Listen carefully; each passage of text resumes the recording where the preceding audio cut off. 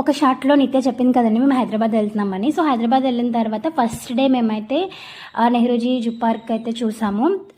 నిత్య అయితే full enjoy చేసింది. దానికి 7 months ఉన్నప్పుడు తీసుకెళ్ళాను, మళ్ళీ ఇప్పుడు 7 years వచ్చిన తర్వాత తీసుకెళ్ళాను. అప్పుడైతే దానికి ఏమీ తెలియదు.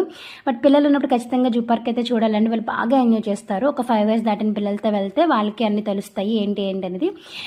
ఇక్కడైతే వాళ్ళ డాడీ డైరెక్షన్స్ చూస్తున్నారు ఎటు వెళ్తే ఏముంటాయని. లోపల పిచ్చి డాన్స్ వేసేస్తుంది, ఫుల్ ఎంజాయ్ చేసింది.